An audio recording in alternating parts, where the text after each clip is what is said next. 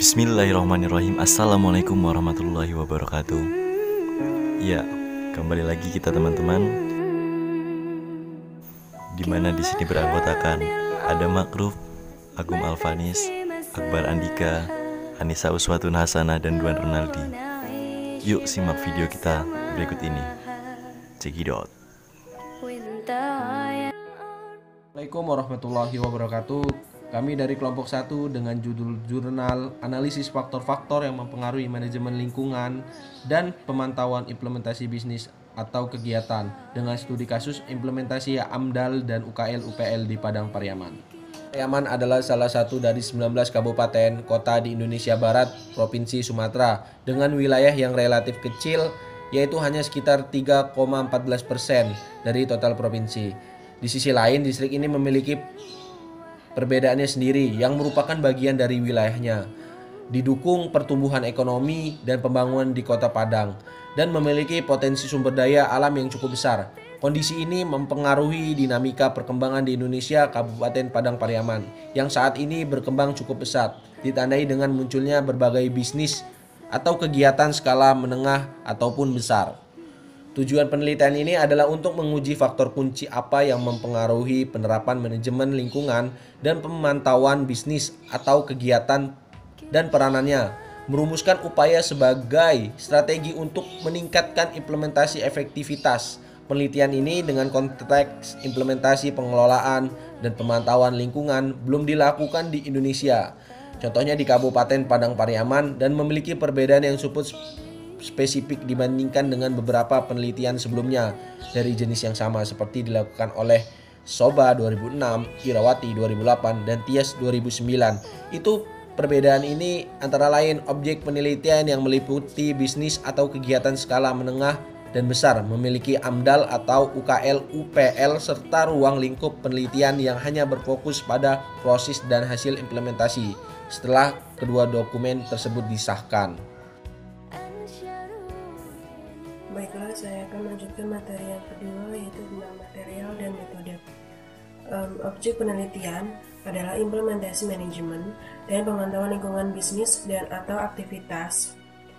Metode yang digunakan dalam penelitian ini adalah kombinasi dari metode kuantitatif dan kualitatif, yaitu metode campuran.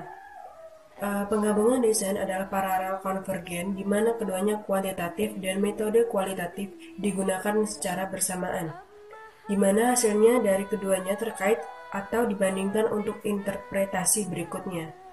Menurut Creswell 2016, metode kuantitatif digunakan untuk menganalisis dan meneruskan strategi untuk meningkatkan efektivitas implementasi. Sedangkan metode kualitatif yaitu untuk memperoleh gambaran lebih jelas dan lebih dalam tentang bagaimana proses, hasil, dan faktor yang mempengaruhinya. Jenis data yang dikumpulkan dalam penelitian ini termasuk primer dan data sekunder. Untuk metode kuantitatif, pengumpulan data adalah dilakukan melalui penyampaian kuesioner terstruktur. Untuk metode kualitatif, pengumpulan data dilakukan melalui observasi, wawancara, semi-struktur, dan studi literatur. Selanjutnya, analisis data.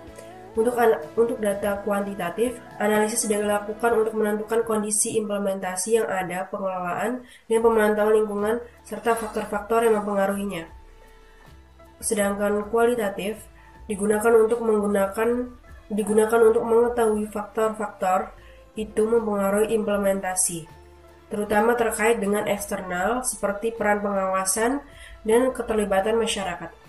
Tahapan terakhir dari penelitian ini adalah formulasi strategi menggunakan metode SWOT.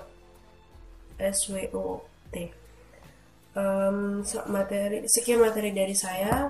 Selanjutnya. Baiklah, di sini saya akan melanjutkan dari materi sebelumnya. Hasil dan diskusi, kondisi pengelolaan lingkungan yang ada dan pemantauan, kondisi manajemen bisnis dan pemantauan bisnis atau kegiatan ditinjau dari kewajiban pemegang izin lingkungan yang mencakup implementasi RKL RPL dan melaporkan hasil penerapannya. Untuk implementasi RKL RPL, Hasil penelitian menunjukkan bahwa ada 48 bisnis atau kegiatan 23 diantaranya memiliki dan menerapkan semua item RKL RPL dan 25 lainnya belum menerapkan semua item. Masalah utama yang dihadapi dalam implementasi RKL RPL adalah kendala sumber daya manusia. Kemudian faktor utama yang mempengaruhi implementasi, peran karakteristik masalah. Faktor yang diteliti terkait dengan karakteristik masalah adalah kesulitan teknis dalam proses implementasi kebijakan. Kesulitan teknis tidak hanya merujuk pada masalah yang mudah atau tidak dihadapi dalam proses implementasi untuk dikendalikan. Kemudian masalah lainnya yang diidentifikasi sebagai masalah adalah operasional RKL RPL, anggaran tidak jelas, infrastruktur terbatas, dan lainnya. Dalam persiapan dan penyampaian laporan, kendala yang dihadapi umumnya sama, yaitu keterbatasan sumber daya manusia, format pelaporan tidak jelas, masalah anggaran, fasilitas infrastruktur yang terbatas, dan ketidaktahuan kewajiban. Layanan LHPKPP Kabupaten Padang Pariaman sebagai aparat pemerintah yang bertanggung jawab untuk bimbingan dan pemantauan juga menghadapi beberapa masalah seperti keterbatasan anggaran dan sumber daya manusia. Hasil penelitian menunjukkan bahwa alokasi anggaran pada PT Layanan LHPKPP Kabupaten Padang Pariaman untuk pelaksanaan bimbingan dan kegiatan pemantauan hanya mampu menampung kurang lebih 25 objek bisnis setiap tahun, sedangkan total objek bisnis yang dibina dan diawasi 109 bisnis kegiatan. Oleh karena itu, karakteristik masalah terbukti menjadi salah satu faktor yang mempengaruhi implementasi manajemen dan pemantauan bisnis lingkungan dan kegiatan di Kabupaten Padang Pariaman. Sekian dari saya. Saya Nisa Sutunasana akan melanjutkan materi berikutnya, yaitu mengenai peran karakteristik kebijakan, yang dimana peran karakteristik kebijakan di sini ada 5. Yang pertama mengenai kejelasan konten kebijakan, yang dimana manajemen lingkungan bisnis atau kegiatan dan kebijakan pemantauan mencakup ketentuan, kewajiban pemegang izin lingkungan dan penerapan hukum administratif untuk pelanggaran lingkungan lisensi. Dari layanan LHPKKPP Padang Kabupaten Pariaman ada 3 item pemegang izin lingkungan yang diatur oleh Peraturan Pemerintah Nomor 27 Tahun 2012 yang cukup jelas dan mudah dimengerti. Yang kedua, alokasi sumber daya keuangan yang akurat, yang dimana ketersediaan sumber daya keuangan dalam bentuk dana maupun anggaran dengan jumlah yang sesuai diperlukan untuk membuka peluang agar mencapai tujuan implementasi sebuah kebijakan. Yang ketiga, integritas antara lembaga pelaksanaan. Berdasarkan informasi dari layanan LHPKKPP Padang Kabupaten Pariaman, kegiatan bimbingan dan pemantauan pelaksanaan RKL RPL tidak melibatkan lembaga teknis terkait, salah satunya adalah karena masalah anggaran. Yang keempat, komitmen pejabat terhadap tujuan kebijakan, bahwa ada indikasi yang baik dari personil layanan LHPKKPP Padang Kabupaten Pariaman menuju urgensi pengelolaan lingkungan dan kebijakan pemantauan. Yang kelima, akses keluar pihak, yaitu komitmen yang terlibat adalah umumnya kepala desa, tokoh masyarakat, dan masyarakat perwakilan rakyat. Adanya keterlibatan masyarakat juga bisa dilihat dari tanggapan mereka terhadap indikasi masalah yang terjadi terkait kegiatan usaha. Sekian materi yang saya sampaikan, selanjutnya akan dijelaskan oleh pemateri berikutnya. Terima kasih.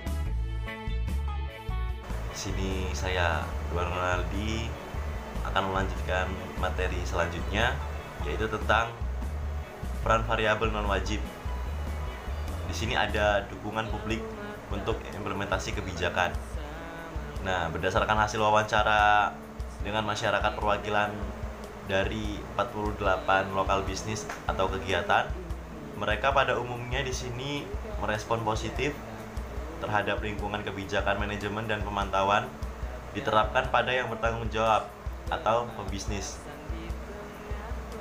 Masyarakat mengakui lingkungan manajemen dan pemantauan harus dilakukan untuk mengendalikan dampak lingkungan. Nah, di sini juga ada tanggapan positif dari kepala desa sebagai tokoh masyarakat di Padang Pariaman. Di sini sejumlah kepala desa mendukung implementasi untuk memenuhi LHPKKP pelayanan dari Kabupaten Padang, bersama-sama melakukan verifikasi terkait adanya kebijakan lingkungan ini. Mereka juga di sini menyatakan ketersediaan untuk berpartisipasi dalam mendukung upaya pengelolaan pemantauan lingkungan yang dilakukan oleh bisnis atau kegiatan. Sepanjang tidak ada yang melanggar aturan atau norma yang ada di Padang Pariaman. Ya, di sini terakhir saya akan membacakan tentang kesimpulan yang ada. Jadi faktor-faktor yang mempengaruhi kebijakan yang diadopsi dari Masmanian dan Zabizer, teori telah terbukti berpengaruh pada penerapan kebijakan lingkungan dan pemantauan bisnis atau kegiatan yang ada di Kabupaten Pariaman. Nah, meskipun dengan berbagai tingkat signifikansinya, pengaruh bisa berupa keduanya positif atau negatif. Hasilnya juga berhasil mengidentifikasi dua faktor lain yang dapat mempengaruhi keefektifan penerapan. Di masa depan harus dipertimbangkan untuk belajar lebih mendalam tentang keterkaitan antara faktor-faktor ini. Jadi bahwa kita bisa mengetahui masalah utama dalam implementasi tersebut. Ya, mungkin itu saja dari kelompok kami. Bila ada kurangnya kami mohon maaf. Kami akhiri wabillahi taufiq wa hidayah. Wassalamualaikum warahmatullahi wabarakatuh.